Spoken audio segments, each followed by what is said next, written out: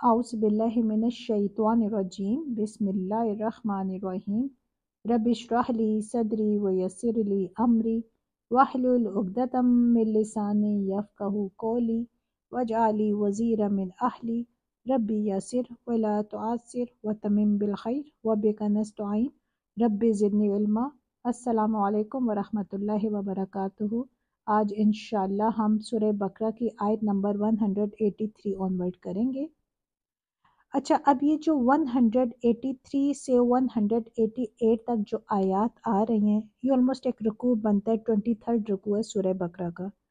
ये through out Ramzan के रोज़ों के मुतालिक आयत उतरी हैं, यानी इसमें लगातार अल्लाह ताला ने इन आयत में रमज़ान के बारे में अहकाम हमें दे दिए कि किस तरह रोज़ों में हमें रोज़े रखने, किन किन रोज़ों में क्या क्या ऐसी कंडीशंस होंगी जिनमें आप रोज़ा छोड़ सकते हो, या रोज़े का क़ज़ा कैसे दे सकते हो, या रोज़े बाद में आपने कैसे रखने होंगे। ये सब तमाम जितनी भी कंडीशंस हैं, ये तब सब की सब इसमें इंशाल्लाह आयत में क्लियर हो जाएंगी। अच्छा, आयत 183 स्टार्ट करने से पहले मैं आपको थोड़ी सी डिटेल बता दूं कि सोम के बारे में अरबों के यहाँ क्या मफहूम उनका क्या था और वो इससे क्या मुराद लेते थे। थोड़ा सा अब इसमें गौर कीजिएगा। अरब खुद जो थे वो रोज़ा नहीं रखते थे, लेकिन वो अपने घोड़ों से रोज़ा रखवाते थे। उसकी वजह ये थी कि अक्सर अरबों का पेशा वो गारत गिरी और लूट मार था। फिर मुख्तलिफ कबीलों के दरमियान वक्फे वक्फे से जंगें भी होती रहती थी। अब इन कामों के लिए ज़ाहिर उन्हें घोड़ों की ज़रूरत पड़ती थी। घोड़ा इस मकसद के लिए सबसे मुफीद जानवर था कि उस पर बैठकर वो तेजी से कहीं भी चले जाते थे, लूट मार करते थे, अगले का खून किसी ने बहा दिया, कुछ भी कर दिया, और उसी जिस स्पीड से आते थे उसी स्पीड से वो वापस चले जाते थे। जाहिर है उसके मुकाबले में ऊंट दूसरा ऑप्शन था, लेकिन ऊंट इतना तेज रफ्तार जानवर नहीं है। फिर वो घोड़े के मुकाबले में जाहिर है तेजी से अपना रुख भी नहीं फेर सकता। लेकिन घोड़ा जहाँ तेज रफ्तार जानवर है, वहाँ उसको आप देखा जाए तो उसका मिजाज भी बहुत नाजुक मिजाज है। तो ये फिर क्या करते थे कि वो ये उन घोड़ों को तरबियत की खातिर उनसे मुशक्कत करवाते, उनको भूखा प्यासा रखते, इवन उनके मुंह पर एक तोबड़ा सा चढ़ा देते होते थे, और इस अमल को वो सोम कहते थे। और जिस घोड़े पर ये अमल किया जाए उसे वो साइम कहते थे, यानी ये रोजे से है। इस तरह वो घोड़ों को भूख प्यास झेलने की आदत आदी कर देते थे उनको, कि कहीं ऐसा न हो कि अगर किसी मुहिम के में वो हों और इस दौरान घोड़ा भूख प्यास बर्दाश्त ना कर सके और वो हार जाए। ज़ाहिर अगर वो रुक जाता या वो निढाल हो जाता तो ये लोग फंस जाते। इस तरह तो ज़ाहिर सवार की जान ज़्यादा शदीद खतरे में पड़ जाती ना, उसे तो जिंदगी के लाले पड़ जाते। चुनांचे अरब इस तौर पर फिर घोड़ों को भूखा प्यासा रखकर मौसम गर्मा और लू की हालत में उन्हें लेकर मैदान में खड़े हो जाते थे। ये वो अपनी हिफाजत के लिए अपने सरों पर ढाठे बांधकर और जिस्म पर कपड़े वगैरह लपेट कर इन घोड़ों के पीठ पर सवार रहते थे, और इन घोड़ों का मुंह सीधा लू और बादे सरसर के थपेड़ों की तरफ रखते थे, ताकि उनके अंदर भूख प्यास के साथ साथ लू के ये जो थपेड़े थे इनको बर्दाश्त करने की भी आदत पड़ जाए, ताकि किसी डाके की ये कोई ऐसी मुहिम हो या कोई कबायली आपस में जंग लगी हो तो इस मौके पर घोड़ा जो है वो सवार के काबू में रहे, और भूख प्यास और ये बादे सर के जो थपेड़े हैं इनको बर्दाश्त करके सवार की मर्जी के मुताबिक रुख अपना बरकरार रखे। ये न हो कि उसे मुंह ही फेर दे। जाहिर अगर वो मुंह फेर देता या उसमें बर्दाश्त ना होती तो सवार खतरे में पड़ जाता। तो अरब अपने घोड़ों को भूखा प्यासा रखकर जो मुशक्कत कराते थे उस पर वो सोम के लफ्ज यानी रोजे का इतलाक करते थे। यहाँ तक तो होप आप लोगों को समझ आ गई होगी। फिर जब रसूल अकरम सल्लल्लाहु अलैहि वसल्लम मदीने तशरीफ लाए तो यहाँ के यहूद के जो वहाँ भी एक रवाज था कि वो रोज़ा रखते थे। वो आशूरा का रोज़ा रखते थे। आशूरा का रोज़ा भी वो क्यों रखते थे? क्योंकि उस रोज़ بنی اسرائیل کو فرعونیوں سے نجات ملی تھی۔ تو رسول اللہ صلی اللہ علیہ وآلہ وسلم نے مسلمانوں کے ابتدا یعنی شروع میں ہر مہینے کے ایام بیس کے 3 روزے آپ صلی اللہ علیہ وآلہ وسلم نے مسلمانوں کو رکھنے کا حکم دیا تھا، یعنی ہر مہینے ایام بیس کے 3 روزے، لیکن یہ روزے فرض نہیں تھے۔ پھر 2 ہجری میں رمضان کے روزوں کا یہ حکم قرآن میں نازل ہوا، لیکن اس وقت اس میں اتنی رعایت رکھی گئی تھی کہ جو لوگ روزے کو برداشت کرنے کی طاقت رکھتے ہوں پھر بھی اگر وہ روزہ نہ رکھیں تو وہ ہر روزے کے بدلے ایک مسکین کو کھانا کھلا دیا کرے۔ ایک صحت مند بندہ ہے، جوان بندہ ہے، وہ روزہ رکھ سکتا ہے، لیکن اگر وہ روزہ چھوڑ دے تو وہ اس کے بدلے ایک مسکین کو کھانا کھلا دیا کرے۔ لیکن بعد میں دوسرا حکم نازل ہوا اور یہ جو عام رعایت دی گئی تھی یہ رعایت منسوخ کر دی گئی، لیکن مریض اور مسافر یا حاملہ عورتوں یا دودھ پلانے والی عورتوں اور ایسے بوڑھے لوگوں کے لیے جن میں روزے کی طاقت نہ ہو اس رعایت کو بدستور باقی رہنے دیا گیا۔ یعنی پھر خاص کنڈیشنز تھی جن کی بنا پر روزے چھوڑے جا سکتے تھے، ہر عام انسان کے لیے نہیں جو صحت مند تھا اور روزے رکھ سکتا تھا۔ اب انہیں حکم دیا گیا کہ یہ لوگ اس ٹائم تو روزے چھوڑ سکتے ہیں، لیکن بعد میں جب کوئی عذر باقی نہ رہے تو قضا کے اتنے روزے رکھ لیں جتنے رمضان میں ان سے چھوٹ گئے ہیں۔ اچھا، اکثر مفسرین کی نظر میں یہ 8 آیات اور بعض کے نزدیک یہ 6 آیات جو ہیں یہ روزے کے احکام پر مشتمل ہیں۔ بعض مفسرین کی نظر میں جو 183 اور 184 جو یہ رمضان کے روزے کے متعلق آیات نہیں ہیں بلکہ یہ وہ ایام بیس کے روزوں کے متعلق ہیں۔ ایام بیس کے روزے رسول اللہ صلی اللہ علیہ وآلہ وسلم نے رمضان کے روزوں کی فرضیت کے بعد بھی نفلاً رکھے ہیں،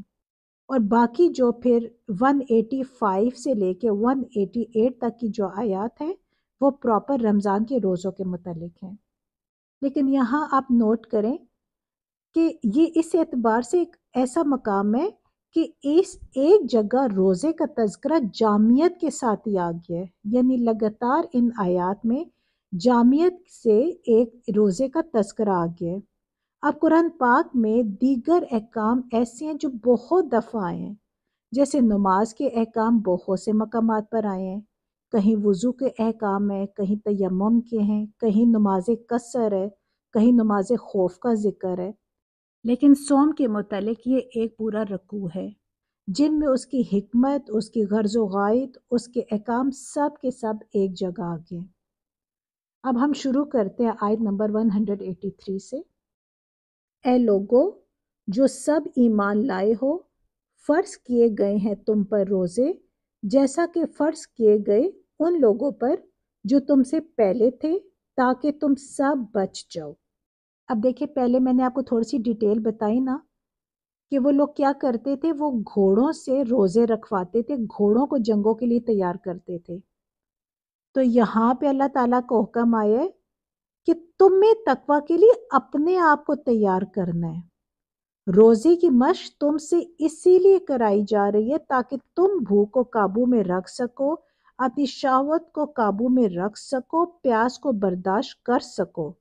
تاکہ جب اللہ کی راہ میں جنگ کر کے لیے نکلنا ہو تو یہ اس میں بھوک بھی لگے گی، اس میں پیاس بھی لگے گی، لیکن تم اپنے آپ کو جہاد و قتال کے لیے تیار کرو، صبر سے کام لو اور یہ برداشت تم سیکھو۔ اچھا، اب اس رکوع سے جو نیکسٹ رکوع آ رہا ہے نا وہ قتال کے متعلق ہے۔ تو روزے کے بارے میں یہ جو بحث ہے یہ ایسا لگتا ہے گویا قتال کے لیے بطور تمہید باندھی جا رہی ہے۔ اب دیکھیں، اب تھوڑا سا غور کریں، یہاں پہ کیا آیا ہے، اس آیت میں فرمایا گیا جیسے تم سے پہلے لوگوں پر فرض تھے۔ اس سے کیا معلوم ہوتا ہے؟ اس سے معلوم ہوتا ہے کہ روزہ بہت قدیم عبادت ہے۔ حضرت آدم علیہ السلام سے لے کر تمام شریعتوں میں روزے فرض ہوتے چلے آئے ہیں،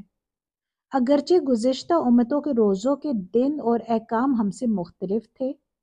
مگر وہ روزے رکھتے تھے۔ اب دیکھیں، اس آیت میں اللہ تعالیٰ نے کتنے ڈیٹیل میں بتا دیا اور سب کچھ بات کلیئر ہو گئی کہ تم پر روزے فرض کیے گئے. کیوں فرض کیے گئے؟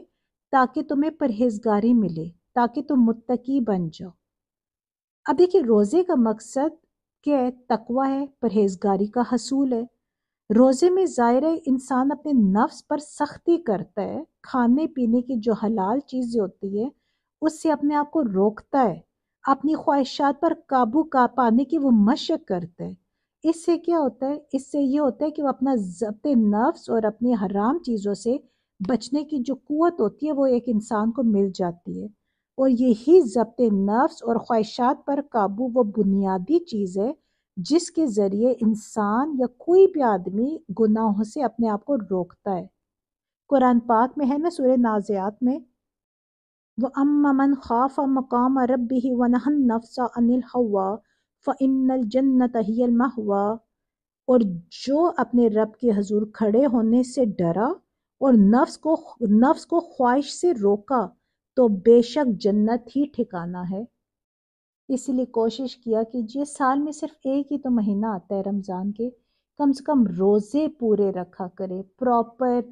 ایک پلاننگ کے تحت آپ نے پوری 5 وقت کی نماز با جماعت پڑھنی ہے، آپ نے تراویحوں کا اہتمام کرنا ہے، آپ نے قرآن پاک کی تلاوت کرنی ہے اور قرآن پاک کو سمجھ کے آپ لوگوں نے پڑھنا ہے. آپ جتنے نفلی عبادات کر سکتے ہیں، جتنی فرضی عبادات یا اس مہینے میں کر سکتے ہیں کہ یہ بہت برکتوں والا مہینہ ہے. دیکھیں اس مہینے کی اتنی برکت ہے کہ میرے رب نے کیا کہا ہے کہ قرآن پاک دیکھیں اس مہینے میں اترا ہے. اتنی حرمت والا ہے یہ مہینہ.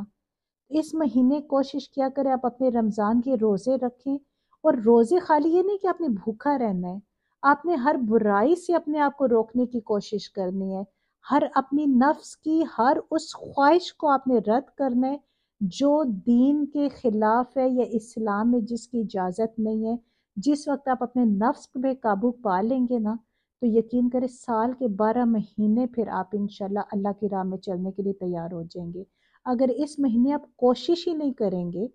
ایون آپ باقی 11 مہینے بھی ایسی زندگی گزارے، اور اس مہینے جب اللہ نے ایک پراپر ساری دنیا کو موقع دیا ہوا ہے کہ ایک دوسرے کو دیکھ دیکھ انسان موٹیویٹ ہوتا ہے نا.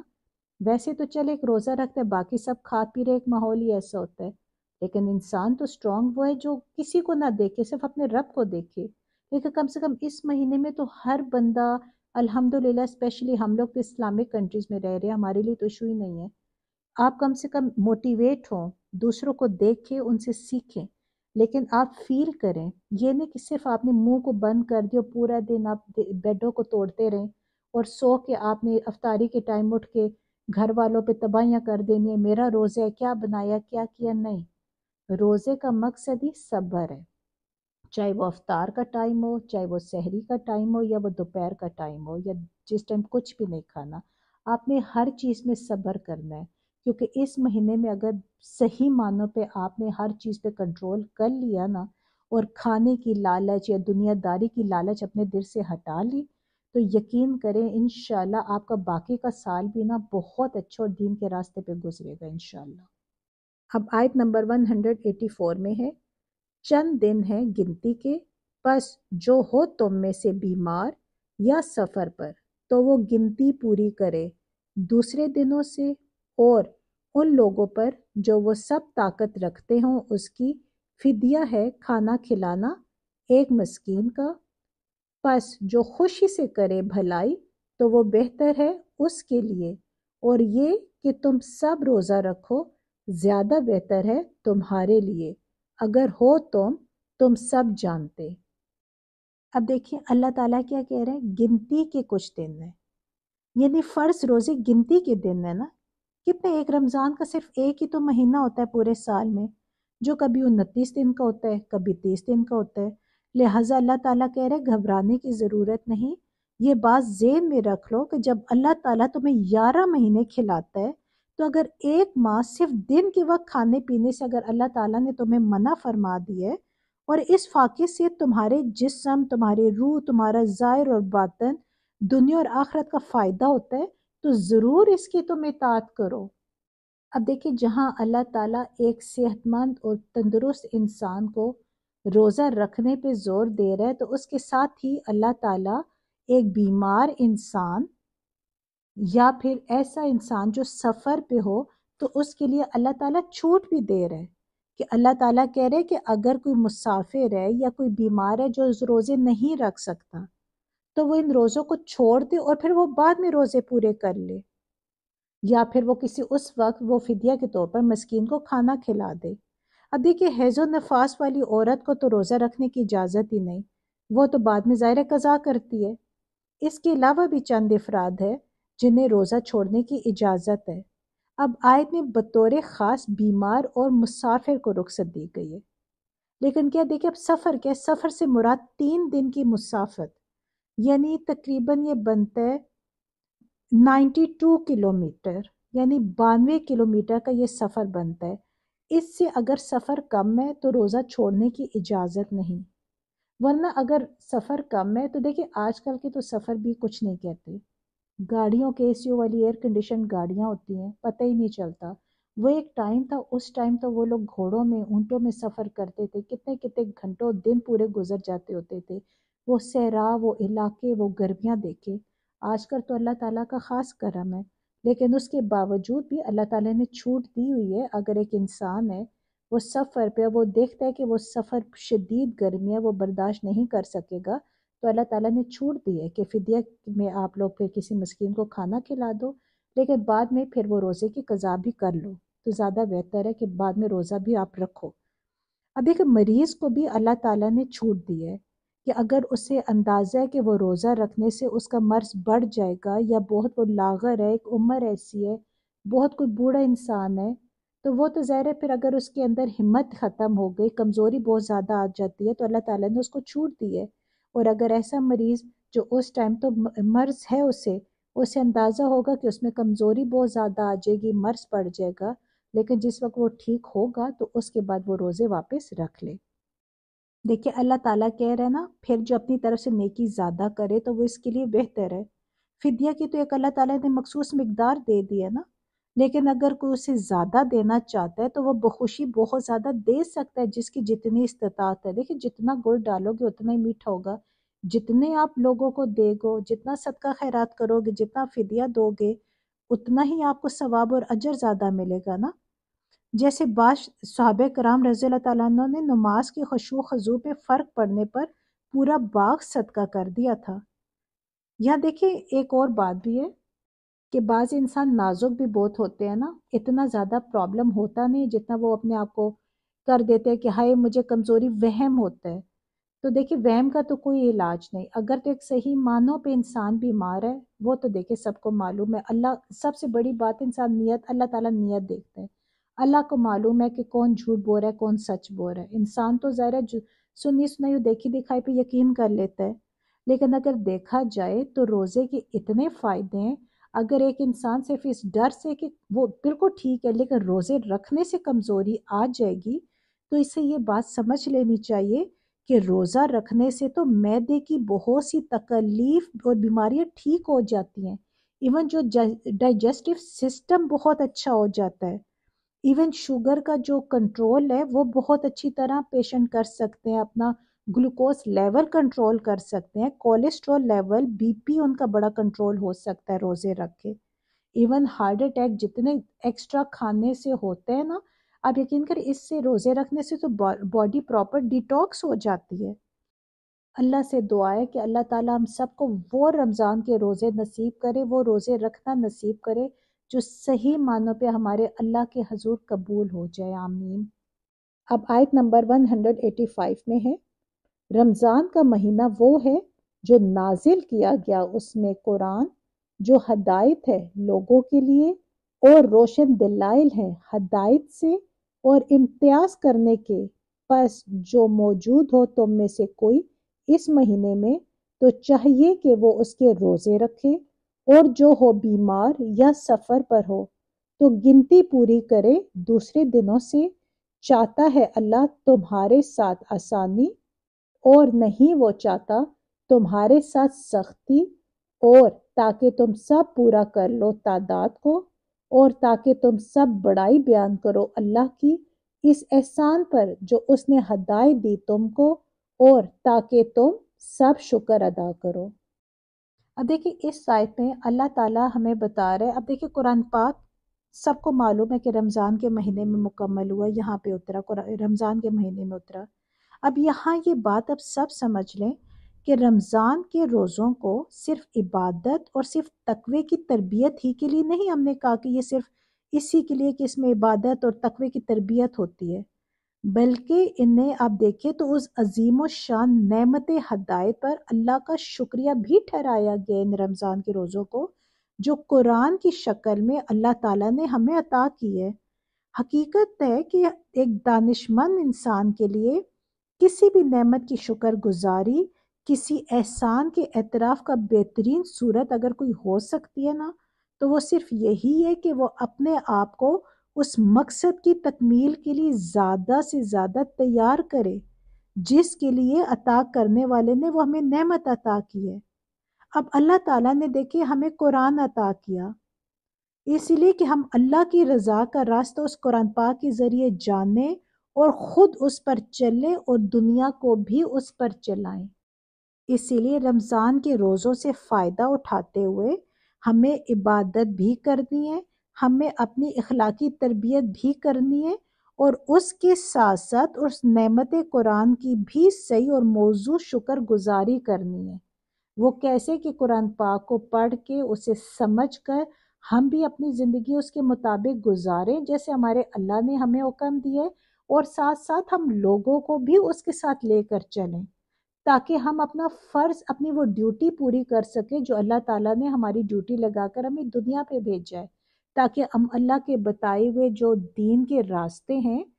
کس طرح ہم صراط مستقیم پہ چل سکتے ہیں، وہ سب اللہ تعالیٰ نے ہمیں قرآن پاک کے ذریعے ہمیں بتا دیے۔ اب اس قرآن پاک کو ہم پڑھیں گے، ہم سمجھیں گے، تبھی تو ہم دنیا تک پہنچا سکیں گے نا،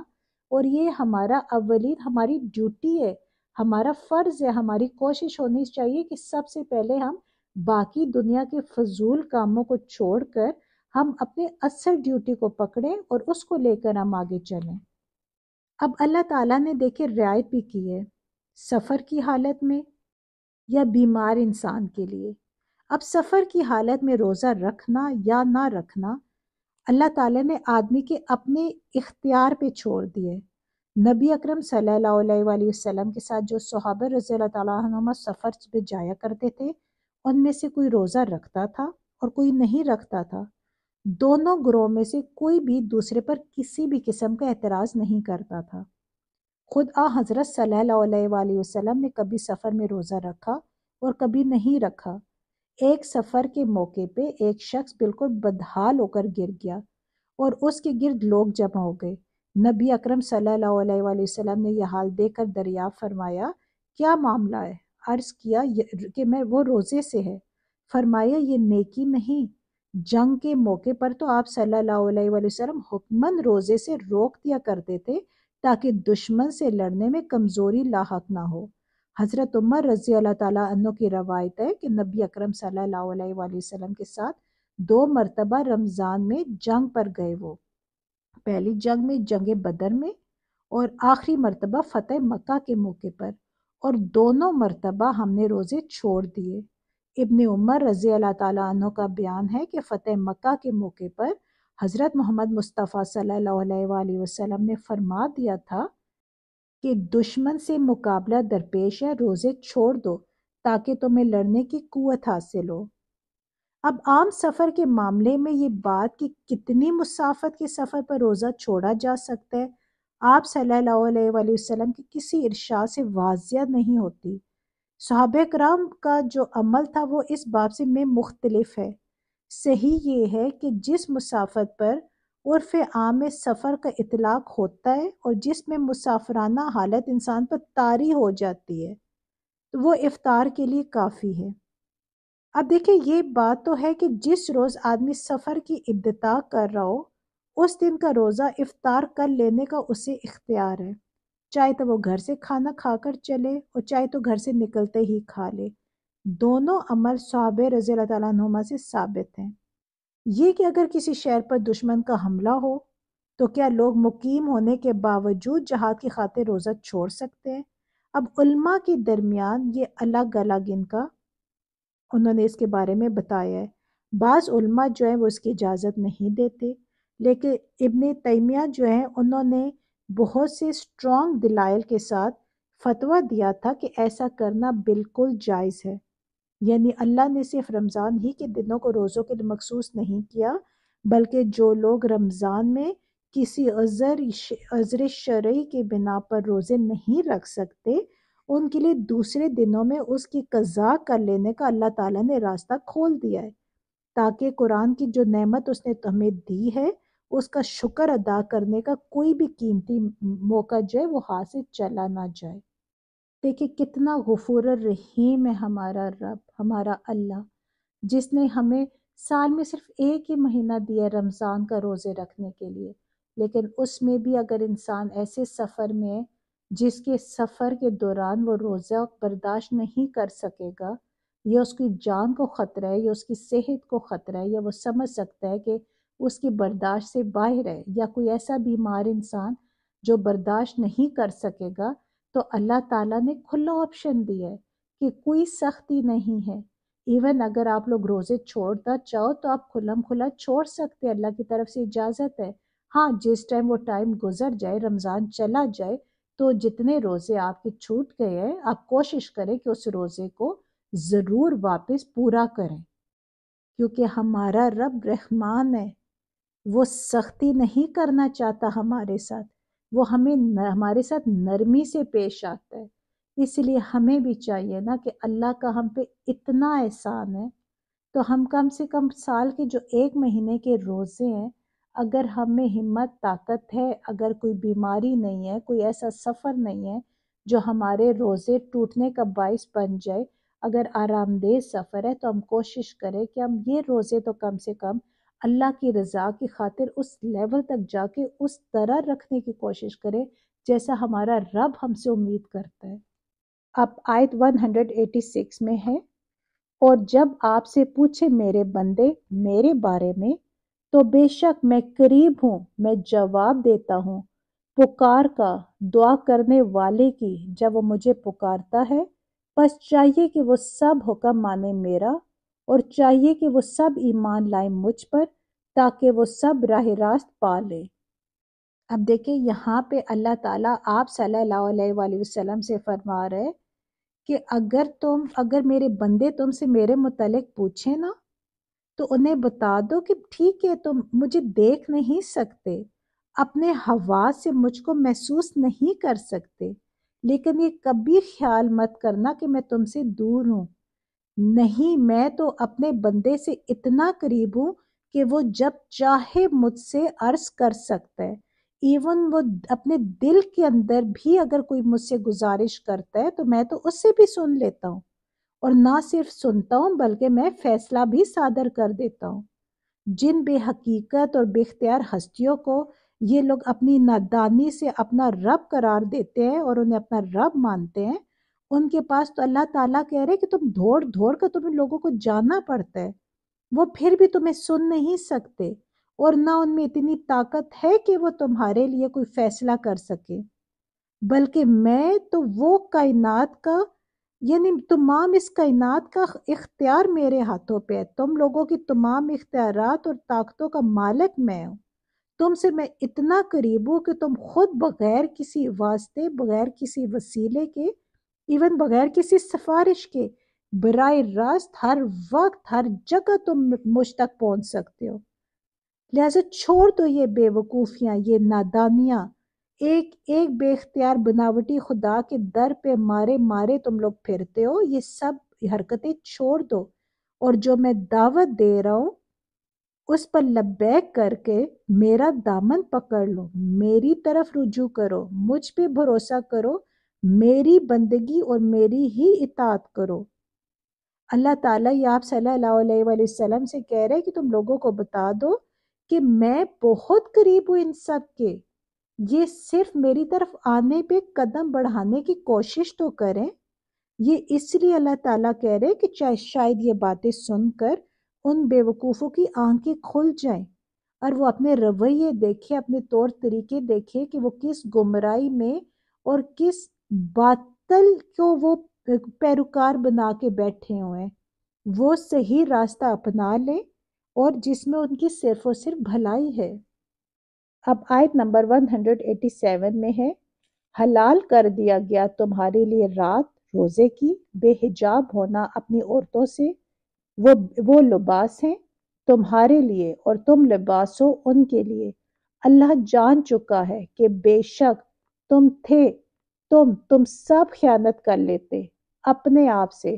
تو اس نے رجوع کیا تم پر اور درگزر کر دیا تم سے،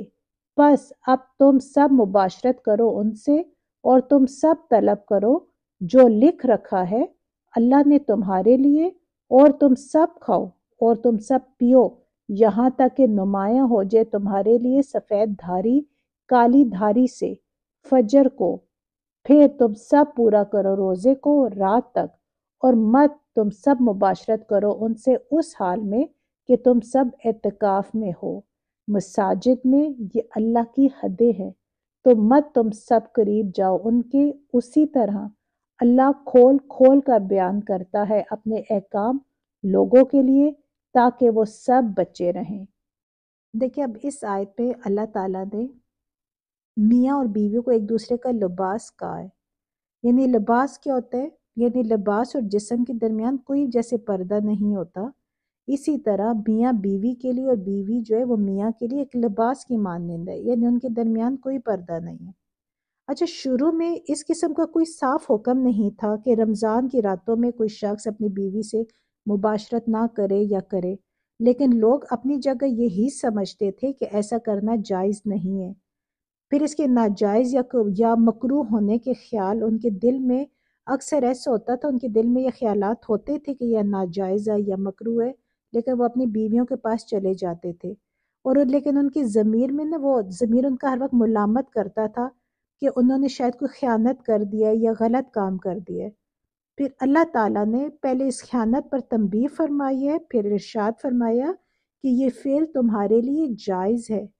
لہٰذا بھی اسے برا فعل سمجھتے ہوئے اسے مت کرو، بلکہ یہ اللہ کی اجازت سے فائدہ اٹھاتے ہوئے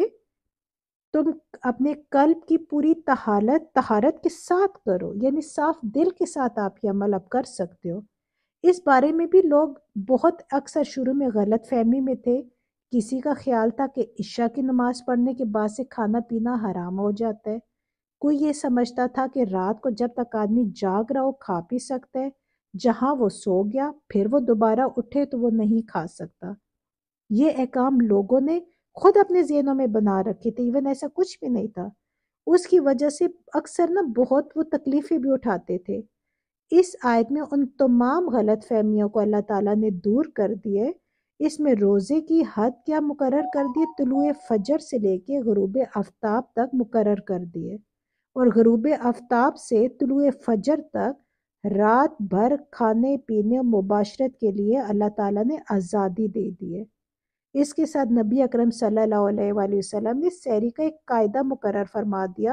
تاکہ طلوع فجر سے عین پہلے آدمی اچھی طرح کھا پی لے۔ اب دیکھیں اسلام نے اپنی عبادات کے لیے اوقات کا ایک معیار مقرر کر دیا الحمدللہ، جس سے دنیا میں ہر وقت ہر دفعہ تمدن کے جو لوگ ہیں وہ ہر جگہ اپنے اوقات تعین کر لیتے ہیں، وہ گھڑیوں کے لحاظ سے مقرر جو وقت ہوتا ہے وہ اس کی بجائے ان اثار کے لحاظ سے وقت مقرر کرتے ہیں جو آفاق میں نمایاں نظر آتے ہیں۔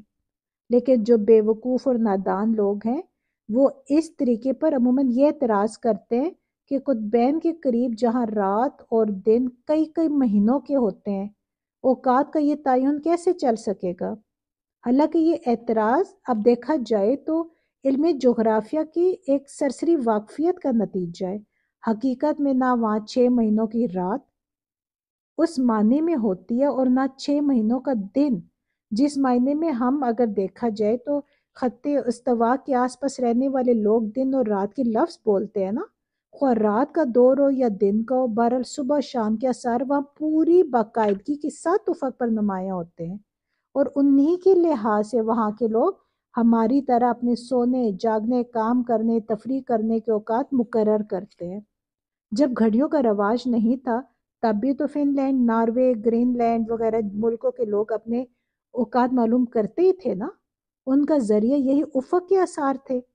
لہٰذا جس طرح دوسرے تمام معاملات میں یہ اثرات جتنے بھی یہ آثار ہیں ان کے لیے کسی بھی وقت کا تعین کرنے کے کام آتے ہیں، اسی طرح نماز اور سحری اور افطاری کے معاملے میں بھی وہ کر سکتے ہیں۔ اب دیکھیے اللہ تعالیٰ نے کتنی خوبصورتی سے صبح اور شام کے آثار افق پہ پراپر نمایاں ہوتے ہیں۔ اللہ تعالیٰ نے گائیڈنس بھی دے دیا سب کو کہ ایشو ہی ختم ہو گیا کہ کب افطار کرنا ہے، کب سحر کرنا ہے، یا یہاں پہ رات بہت لمبی ہوتی ہے، دن بہت لمبے ہوتے ہیں، سمجھ نہیں آتی کیا کریں۔ اللہ تعالیٰ نے دیکھے سارے سلوشن بتا دیے۔ اب تو خیر اتنا الحمدللہ اتنا ٹائم ترقی کر گیا، یہ وقت اتنا کچھ، اب دیکھیں واچز سب کے پاس ہوتی ہیں، یہ غلط ٹائم تو نہیں دیتی۔ اب تو یہ بھی انسان کو آئیڈیا ہو گیا، دیکھیں بعض دفعہ ہوتا ہے نا دوپہر کے 10-11 بجے یا 12 بجے اتنی شدید آندھی طوفان چلتی ہے، اندھیرا ہو جاتا ہے، لیکن اب کوئی بھی ایک سینسیبل انسان جس وقت گھڑی میں ٹائم دیکھتا ہے اسے اندازہ ہو جاتا ہے کہ اس ٹائم تو دن کے 2 بجے، وہ سمجھ جائیں گے کہ یہ رات نہیں ہوئی ہے، یہ ابھی دن ہے، دن کے 2 بجے، ابھی ہم روزہ افطار نہیں کر سکتے۔ یعنی اب یہ گھڑی تو ہمیں دھوکہ دے ہی نہیں سکتی نا کسی صورت میں۔ ایک انسان کو آئیڈیا بھی ہوتا ہے کہ کس وقت سورج نکلتا ہے، کس ٹائم سورج طلوع ہو رہا ہے، اس کے مطابق وہ اپنی گھڑی پہ سارے ٹائم سیٹ کر لیتے ہیں، اور وہ اندازے سے کوئی ایسا اگر ان کے ساتھ پیش آ بھی جاتا ہے کہ اندھیرا ہو گیا موسم کی وجہ سے نہیں سمجھ آ گئی، لیکن انسان گھڑی کو دیکھ کے اپنے اندازے کے مطابق وہ بالکل بڑے اچھے طریقے سے اپنے روزے کی سحری بھی کر سکتا ہے اور افطاری بھی کر سکتا ہے۔ دیکھیے جو اللہ تعالیٰ نے ہمیں ٹائم دیا ہے نا کہ سحری تک کا ایک اللہ تعالیٰ نے ایک ٹائم ہمیں مقرر کر کے دیا جس ٹائم تک ہم کھا پی سکتے ہیں، تو سحری کرنے کی حدیث میں بھی تاکید آئی ہے۔ رسول اللہ صلی اللہ علیہ وآلہ وسلم نے فرمایا کہ ہمارے اور یہود کے روزے کے مابین جو فرق ہے نا وہ سحری کا ہی فرق ہے۔ ایک حدیث میں ہے کہ سحری ضرور کیا کرو اس لیے کہ سحری میں برکت ہے۔ پھر اب دیکھیں رات کا جو اللہ تعالیٰ نے کہنا پھر رات تک روزے کو پورا کرو، اب یہ رات تک والا جو کام ہے نا اس میں اکثر فقہا کے نزدیک غروب آفتاب مراد ہے۔ اب اہل تشیع اس سے تھوڑا سا آگے جاتے ہیں کہ غروب آفتاب پر چند منٹ مزید گزر جائیں۔ اب یہاں اللہ تعالیٰ نے رعایت دی نا کہ رات کو مباشرت کر سکتے ہیں، لیکن پھر اللہ تعالیٰ نے یہ بھی کہا کہ جب آپ مسجدوں میں ہو یا حالت اعتکاف میں ہو تو پھر یہ رعایت نہیں ہے، یعنی پھر آپ اس دوران یہ نہیں کہ راتوں کو آپ مسجد میں اعتکاف کی حالت میں ہو اور پھر اپنی بیویوں سے رات کے دوران آپ کوئی تعلق بھی قائم نہیں رکھ سکتے۔ یہ اللہ تعالیٰ نے ایک حد مقرر کر دی ہے، پھر ان کے قریب بیویوں کے قریب اللہ نے جانے سے منع کیا ہے۔ بعض مقامات پر آتا ہے کہ اللہ کی مقرر کردہ حدود ہیں، پس ان سے تجاوز نہ کرو، ان کو عبور نہ کرو۔ اصلاً حرام تو وہی شے ہوگی کہ حدود سے تجاوز کیا جائے، لیکن بہرحال احتیاط اس میں ہے کہ ان حدود سے دور رہا جائے۔ آخری حد تک چلے جاؤ گے تو اندیشہ ہے کہ کہیں اس حد کو عبور ہی نہ کر دو۔ کوشش کرے کہ جس چیز سے اللہ تعالیٰ نے منع فرمایا ہے اس چیز کے متعلق انسان سوچے بھی نہیں، کیونکہ جب انسان سوچتا ہے پھر آہستہ آہستہ راستے نکالنے کی کوشش کرتا ہے، پھر ایک وقت ایسا آتا ہے کہ انسان ڈگمگا جاتا ہے۔ لیکن جب اللہ نے ایک حد کسی بھی چیز کی مقرر کر دیا نا، پھر کوشش کیا جائے کہ اس کے متعلق انسان سوچے نہیں کہ انسان ڈگمگا جائے، کیونکہ آپ کو پتہ ہے شیطان تو ہر وقت ہی تیار بیٹھا ہوتا ہے نا، ہمیں حدیں کراس کرانے کے لیے وہ تو تیار بیٹھا ہوتا ہے۔ آیت نمبر 188 میں ہے، اور مت تم سب کھاؤ اپنے مال اپنے درمیان نہ حق طریقے سے، اور تم سب نہ پہنچاؤ ان کو حکام تک، تاکہ تم سب کھا جاؤ ایک حصہ لوگوں کے اموال سے گناہ سے، حالانکہ تم سب جانتے ہو۔ اب دیکھیں یہ آیت اس رکوع کی آخری آیت ہے جس میں اللہ تعالیٰ بتا رہا ہے کہ تقوی کا معیار کیا ہے، اس کی کسوٹی کیا ہے۔ روزہ اسی لیے فرض کیا گیا کہ یہ سارے احکام ہمیں اسی لیے دی جا رہے ہیں تاکہ تقوی پیدا ہو جائے۔ دیکھیں تقوی کا کیا وہ ہے، ایک کلی حلال، یعنی سب کچھ حلال ہو، اگر حلال نہیں ہے نا تو کوئی نیکی نہیں ہے۔ اب دیکھیں جو شخص بھی اس نے حلال کے راستے پہ وہ آ گیا اور اس نے حرام خوری سے وہ انسان اگر بچ گیا نا تو وہ متقی ہے، ورنہ نمازوں اور روزوں کے انبار کے ساتھ ساتھ جو شخص اگر حرام خوری کی روش اختیار کیے رکھتا ہے نا وہ کبھی بھی متقی نہیں ہو سکتا۔ یعنی اللہ تعالیٰ نے کھلم کھلا کہہ دیا ہے کہ حاکموں کو رشوت دے کے ناجائز فائدہ اٹھانے کی کوشش مت کرو۔ یا اس کا دوسرا مفہوم یہ بھی ہے کہ جب تم خود جانتے ہو کہ یہ مال کسی دوسرے انسان کا ہے لیکن اس کے بعد ملکیت کا کوئی ثبوت نہیں ہے اور تم عدالت میں چلے جاؤ اور غلط بیانی کر کے دھوکے سے اگر تم عدالت سے اگر اپنے حق میں وہ فیصلہ کروا بھی لو لیکن حقیقت میں تو تم اس کے حقدار نہیں ہوگے، تم اس کے مالک نہیں ہوگے بلکہ تم اس کے ناجائز مالک بن جاؤ گے۔ اور اللہ تعالیٰ نے ایسا کرنے سے سختی سے منع کیا ہے کیونکہ یہ پھر مال تمہارے لیے حرام ہو جائے گا۔ حدیث میں آتا ہے کہ نبی اکرم صلی اللہ علیہ وآلہ وسلم نے فرمایا ہے میں بہرحال ایک انسان ہی تو ہوں، ہو سکتا ہے کہ تم ایک مقدمہ میرے پاس لاؤ اور تم میں سے ایک فریق دوسرے کی بنسبت زیادہ یعنی وہ زبان کا تیز ہو، ہوشیار ہو اور اس کی دلائل سن کر میں اس کے حق میں فیصلہ کر دوں، مگر یہ سمجھ لو کہ اگر اس طرح اپنے کسی بھائی کے حق میں سے کوئی چیز تم نے میرے فیصلے کے ذریعے سے حاصل کی تو دراصل تم دوزخ کا ایک ٹکڑا حاصل کرو گے۔ مطلب اس کا یہ ہے کہ دیکھیے ایک انسان ہے نا، ہم دوسروں کو تو دھوکہ دے سکتے ہیں، ہم اپنی ہوشیاری سے بعض لوگ بہت زیادہ تیز ہوتے ہیں، ہوشیار ہوتے ہیں، چالاک ہوتے ہیں، ایسے ایسے وہ لاجک پیش کرتے ہیں کہ اگلا بھی سمجھتا ہے کہ یہ بات ٹھیک ہے، وہ ٹھیک ہے یہاں دنیا میں تو وہ کسی کا حصہ لے کے خود عیاشی کر سکتا ہے، وہ کھا سکتا ہے، لیکن یقین کرے اللہ کو کوئی دھوکہ نہیں دے سکتا، یا انسان تو دھوکے میں آ جائے گا لیکن اس انسان کی دنیا بھی کچھ نہیں رہے گی اور اس کی آخرت بھی تباہ ہو جائے گی۔ اب دیکھیے اس سے بڑھ کے اور کیا ایک انسان کے لیے ایک سیدھا راستہ اور کیسے انسان کو نظر آ سکتے کہ قرآن پاک اب کھولے تو صحیح نا، قرآن پاک کو ہم اپنی زبان میں پڑھنے کی کوشش تو کریں۔ اللہ تعالیٰ نے ایک ایک چیز کا ہمیں بتا دیا کہ ایک انسان کہاں کہاں غلطی کرتا ہے اور اس کی کیا کیا سزا ہو سکتی ہے۔ اب دیکھیں انسان کو معلوم ہی نہیں نا، مسلمان کہنے پہ تو یہاں پہ ہزاروں لاکھوں کروڑوں مسلمان ہیں لیکن اس میں سے کچھ 50% تو ایسے جنہیں قرآن پاک تلاوت ہی کر کر کے بیٹھ جاتے ہیں، قرآن پاک انہوں نے سمجھنے کی کوشش ہی نہیں کی۔ اللہ تعالیٰ ہم سمیت سب کے لیے یہ راستے آسان کرے اور قرآن پاک سمجھنے کی توفیق دے تاکہ ہم حق سچ کا راستہ جان سکیں۔ آمین۔ اللہ سے دعا ہے کہ یہ اللہ کے راستے میں ایک چھوٹی سی کوشش ہے، اللہ تعالیٰ اس کو اپنی بارگاہ میں قبول فرمائے، میرے لیے آپ سب کے لیے اسپیشلی ہمارے والدین کے لیے اس کوشش کو صدقہ جاریہ بنائے۔ اگر میرے بولنے میں، سمجھنے میں، سمجھانے میں یا جذبات میں کوئی غلط لفظ بول گئی ہو تو اللہ سے دعا ہے کہ اللہ تعالیٰ میں معاف فرمائے اور ہم سب کے علموں میں اضافہ فرمائے۔ آمین۔ السلام علیکم ورحمۃ اللہ وبرکاتہ۔